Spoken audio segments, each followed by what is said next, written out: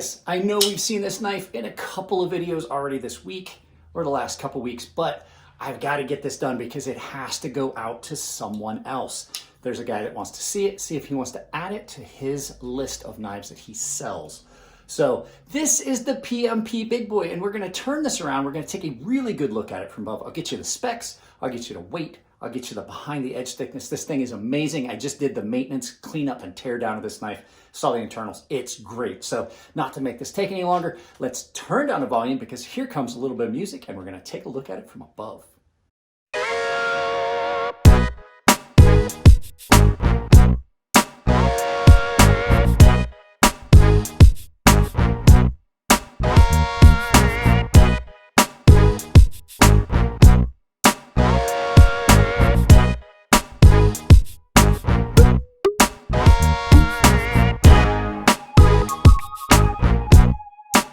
Guys, so we're going to try something different. I'm not going to get into all the specs. We're going to do a couple quick things. We're going to get some weight and everything. But here off to the side while I'm talking about it, I'm going to have a spec sheet. So this is the PMP Big Boy. As you can see all the specs over there. This is in 14C28N and titanium. So you can look up all those specs. I had some people tell me that they're not a fan of me reading off the specs to you guys. So that's why the spec sheet, you can always pause it and take a look at it. So at any rate, this, I think, honest to goodness, is the best knife so far this year that's come in, and this one belongs to me. This was a gift from Winston Cobretti. He actually sent it to me.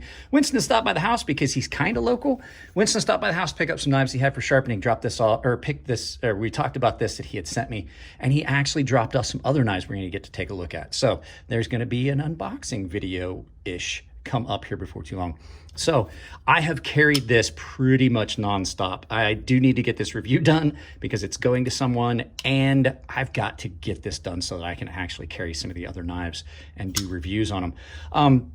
14C28N blade, it's great. It's super comfortable. It is super light. Let's go ahead and get the weight out of the way and take a look. Sorry about all that noise. I kept bumping stuff when I was trying to get the scale. So let's go ahead and get the weight.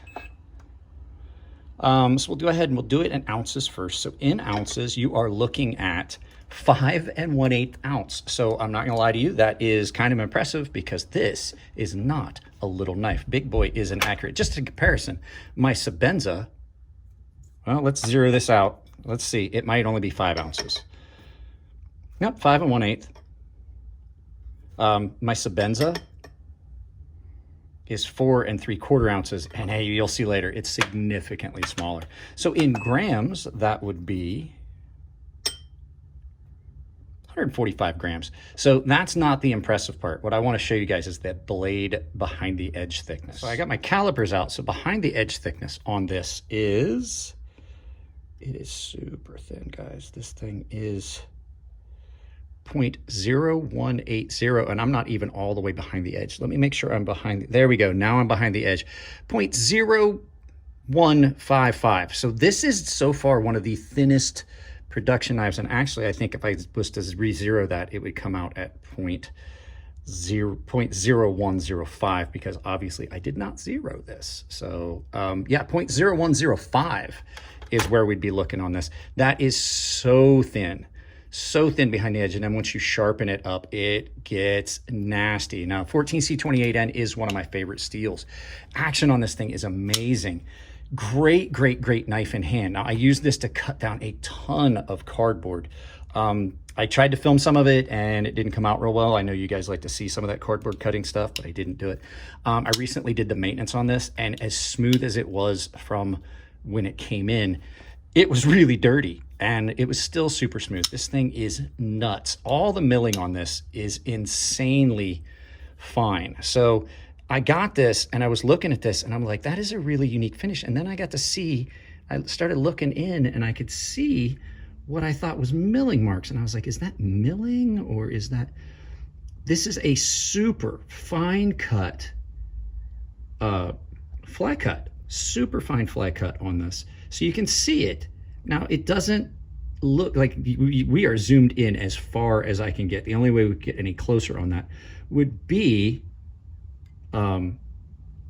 if I had a magnifying glass or if I could still use that little microscope. Now, there's a couple places where you can see it to the naked eye, but Now, that's not your typical milling. You're going to see a lot of people do micro milling and things like that, but this takes a step out of the process, which actually is going to save you money, because with that fly cut being so fine that it looks like almost, I mean, you can kind of catch it when I bring it in close, but it almost looks like a blasted or a bead blasted finish, or maybe a tumble. And that's kind of what I thought it was until I started looking real close. That saves you money. Like, that's a cost cutting thing. So if you can get that milling down so fine that it's a good finish, you don't have to go any further.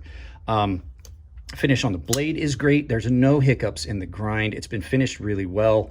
I think that you probably did this on a Scotch-Brite conditioning wheel, because you can see where it is nice and fine, but then you can kind of see like a little bit of that grain structure of the steel that you get with a Scotch-Brite finish. Swedge on it is cut down. A lot of times swedges can be uneven. This one is almost perfect. It might be slightly off from one side to the other at the very tip. It came ground very well. This is, I'm not joking, probably the best knife so far this year that has come in. And I've seen a lot of stuff. You've seen what I've seen. I show you everything that comes in. I should say, we've all seen it. There, Jesus, Mike, keep mumbling. But like, the only down thing, the only bad part about this knife is this pocket clip. And to tell you the truth, even though this pocket clip is very loose and it walks, it's big enough that when I have the whole knife in my hand, I'm not touching it, so I don't feel it slide as much. That is, you know, that's just one of the things about having a thin pocket clip like that walks. You're going to scratch your finish. However, one of the things about this pocket clip I have found, it has not scratched anything. Out of character for a lot of knives, let's pull up one of my favorite carries, my Sebenza. I've scratched my car, I've scratched the leather on my steering wheel and things with that. And this is a great pocket clip, but this being rounded wire, there's no sharp point on that. So there's no hot spot on this. And anything I've rubbed up against, there's no sharp corners to catch, like in and out of the car. You know, you hit the leather on your steering wheel, nothing. I've rubbed up against my car and not scratched it that I could even see. So, you know, I'm torn on whether I do or don't like the pocket clip. I would like it to be shorter. I thought about shortening it, but if I shorten it, I'm down in the lock bar cutout. So it is a reversible clip. All titanium screws on this, by the way. Titanium screws, titanium hardware, titanium scales. Does have a lock bar insert, a steel lock bar insert. You'll see that if you watch the maintenance video. But back to like just the utilitarian purpose, this knife is big and it's beefy and it fits my hand so well. So let's go ahead real quick while I'm thinking about it, and I have these knives out. Let's do a size comparison. I haven't done one of those for a while. So there's the Benchmade 940, not a small knife. I mean, it's kind of thin. But you can see size comparison. A lot of people know what the 940 looks like. Here is my Riat Horizon D, which is comparable in size, but this is still bigger. It's a bigger, beefier knife. It's a little bit longer, it's a little bit broader, a little bit thinner blade stock, but it definitely is along the same size lines. So let's go ahead and get that out of the way. And then your final comparison is the Chris Reeves knife Sebenza, which is not a small knife, but you can see most people know the size of the Sebenza. So there you go. There's your size comparison. Let's get these out of the way. Okay, so like I said, I've been carrying this pretty much nonstop for a better part of a week, week and a half, maybe longer. It has gotten a good bit of use. It has not scratched up too badly. You can see I did use it. It's starting to get some scratching. The finish on this did not scratch badly. I cut up a lot of cardboard, had a lot of packages and stuff that come in. I had a bunch of stuff come in from customers and then shipped back out. So I had packages that I wanted to cut down. And I like to do some cutting just to see how it's gonna feel in hand. Super comfortable in hand, lines up with the cut the way you want. Like I said, that thin blade profile really gives you a lot of cutting power. It's not super thick blade stock.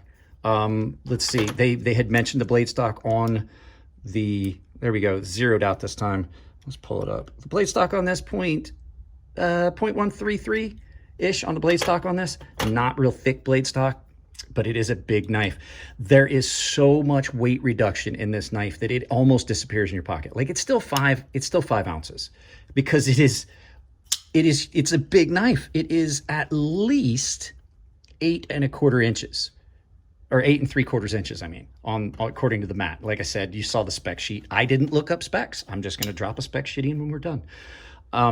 but for such a big knife, it carries really well. Carries so well. It does have a lanyard hole back here, but it's done in a way that's not too bad. It's in the backspacer, not through the actual scale. And the fact is, it is so comfortable in hand to cut with. Zero hot spots. Zero hot spots on this knife at all. And like I said, as much as I might complain about that pocket clip moving, a lot of that has to do with this pocket clip. It's long, it's got a long throw, and there's no sharp edges on that pocket clip. Jimping is just about perfect. And then minimal markings. You have their logo, the name of the knife, and the steel. That's it. Nothing else on this knife. So guys, I could gush over this knife all day, but I've got to get this boxed up and sent off to this guy who wants to look at it, see if he wants to add it to his knives that he's going to sell at his store. So that, I mean, that's pretty much it, guys. This is a great knife. Like, I can't say anything more than that. It is a great knife. So let's turn this around and do some final thoughts. So like I said at the tabletop, I think, like, in my opinion right now, this is the best knife that has come in so far this year. So it's April now, so we're 4 months in. So we're looking at the first third of the year.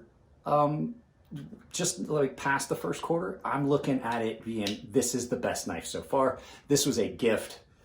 So guys, that's pretty much it on this one. I've got to get this out. I've got to let this guy take a look at it. So if you like the content, give it a thumbs up. If you don't like it, give it a thumbs down, but please try to tell me why. I can't change it if you don't tell me what you don't like. If you want to support the channel, it's as simple as, like I said, like, share, subscribe, drop a comment, hit that bell icon so you get notified of everything I do. I put up 2 videos a day, or a video in a live feed, and at least 1 midday short. So you're getting a lot of content, and if you're missing it, it's because you don't have notifications on your device, or you don't have that bell icon hit.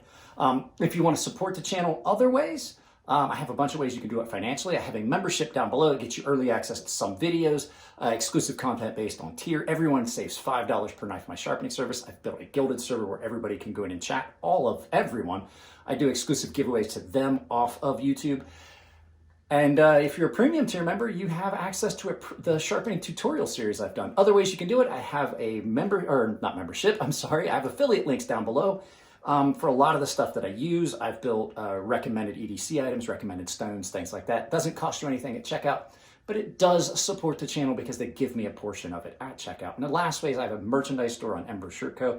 Anything you purchase on Ember Shirt Co, you should use my coupon code because it's going to save you 10% at checkout, and it works anywhere on Ember Shirt Co.